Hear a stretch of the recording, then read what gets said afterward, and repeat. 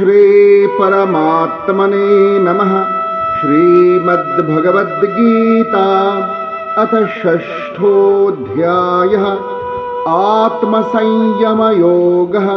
श्रीभगवानुवाच अनाश्रितः कर्मफलं कार्यं कर्म करोति यः स सन्न्यासी च योगी च न निरग्निर्न चाक्रियः। यं सन्न्यासमिति प्राहुर्योगन्तं विद्धि पाण्डव। न ह्यसन्न्यस्तसङ्कल्पो योगी भवति कश्चन।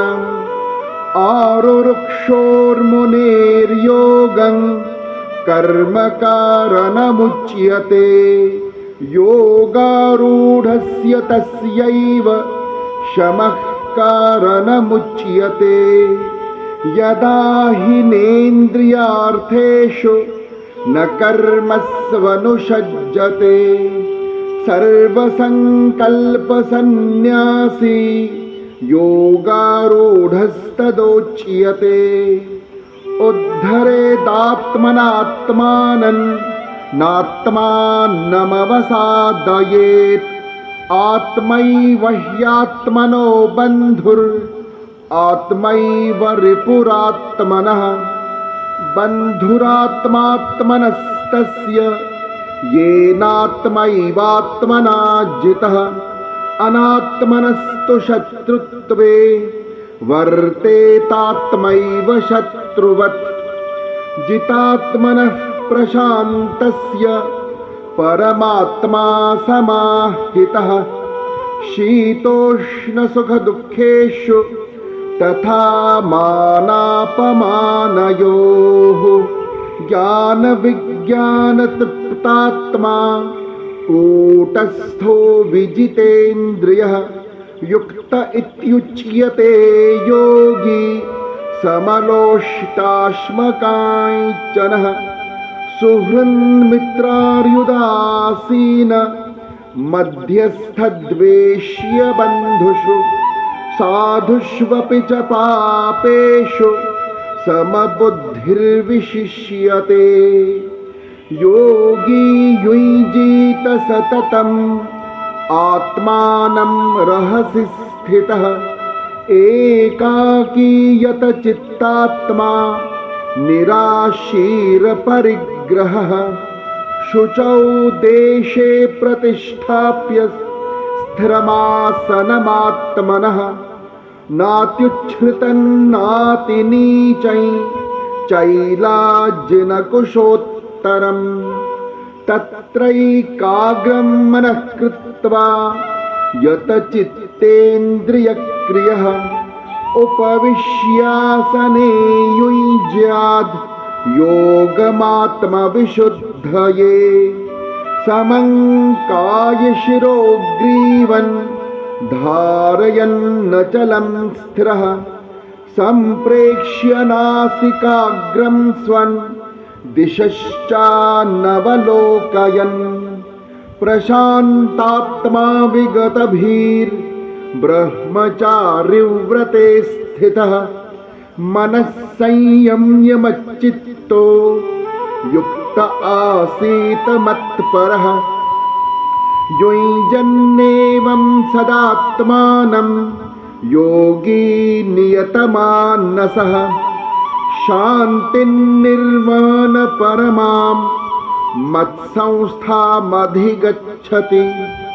नात्यश्नतस्तु योगोऽस्ति न चैकान्तमनश्नतः। न चातिस्वप्नशीलस्य जाग्रतो नैव चार्जुन।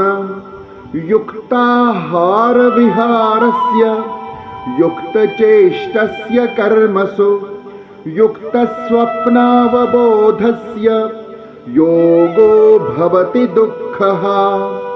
यदा विनियतं चित्तम् आत्मन्येवावतिष्ठते। निःस्पृहः सर्वकामेभ्यो युक्त इत्युच्यते तदा।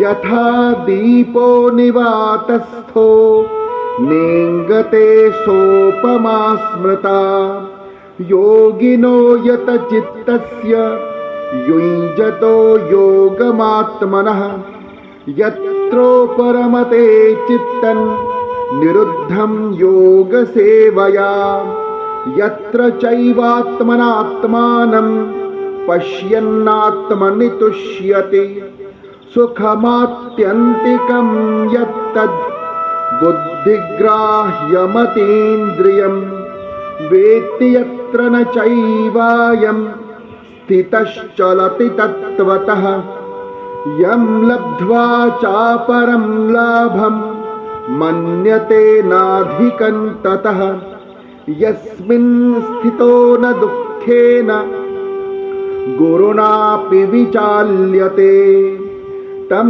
विद्यात् दुःखसंयोग वियोगं योगसंयुतं स निश्चयेन योक्तव्यो योगो निर्विण्णचेतसा संकल्पप्रभवान् कामांस् त्यक्त्वा सर्वान् शेषतः मनसैवेन्द्रियग्रामं विनियम्य समन्ततः शनैः शनैरुपरमेद् बुद्ध्या धृतिगृहीतया आत्मसंस्थं मनः कृत्वा न किञ्चिदपि चिन्तयेत् यतो यतो निश्चरति मनश्चञ्चलमस्थिरं ततस्ततो नियम्यैतद् आत्मन्येव वशं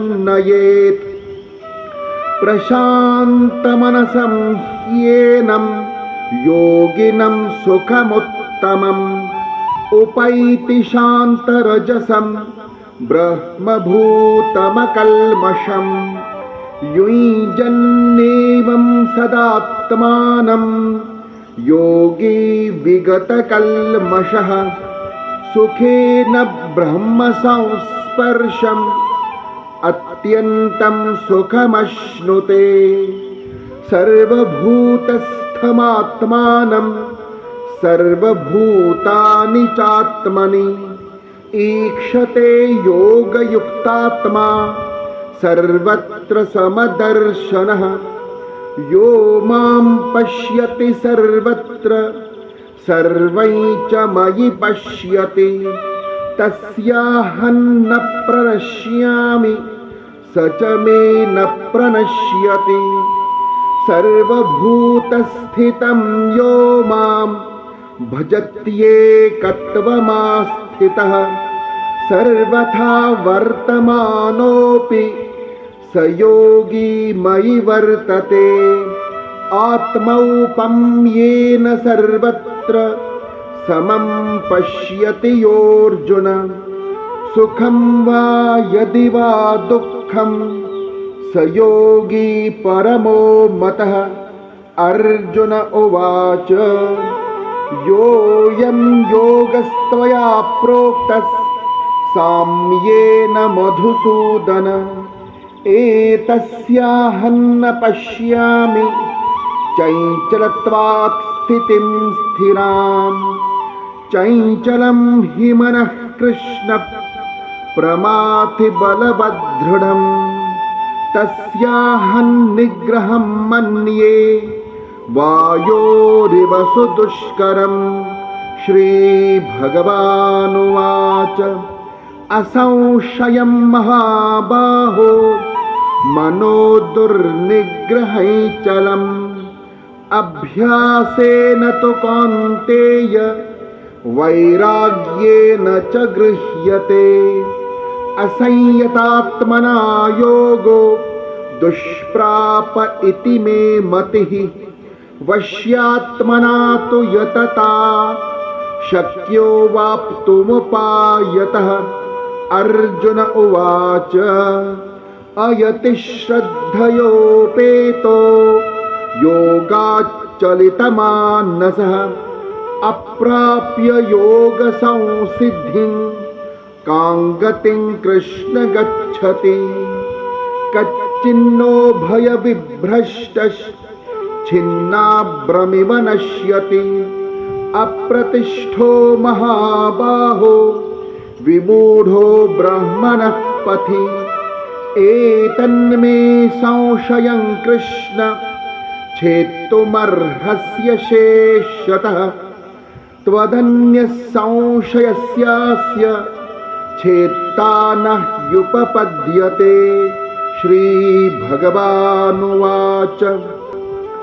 पार्थ नैवेह नामुत्र विनाशस्तस्य विद्यते न हि कल्याणकृत् कश्चिद् दुर्गतिं तात गच्छति प्राप्य पुण्यकृतां लोकान् उषित्वा शाश्वती समाः शुचीनां श्रीमतां गेहे योगभ्रष्टोऽभिजायते अथवा योगिनामेव कुले भवति धीमताम् एतद्धि दुर्लभतरं लोके जन्म यदीदृशम् तत्र तं बुद्धिसंयोगं लभते पौर्वदेहिकं यतते च ततो भूयस् संसिद्धौ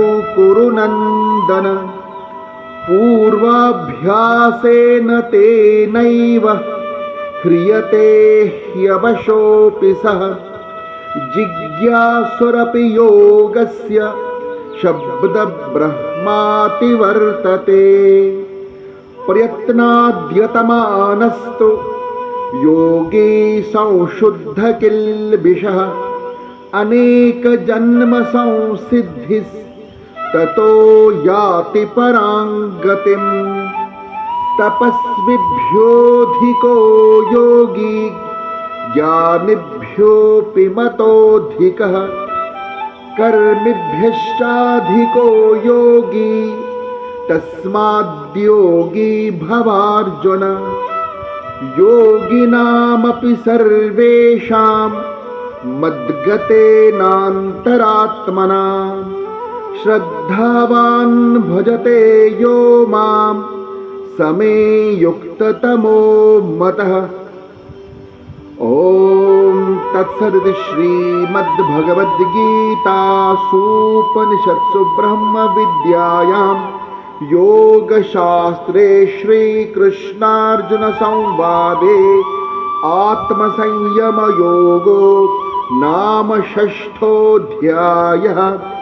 हरये नमः हरये नमः हरये नमः। ॐ श्रीकृष्णार्पणमस्तु।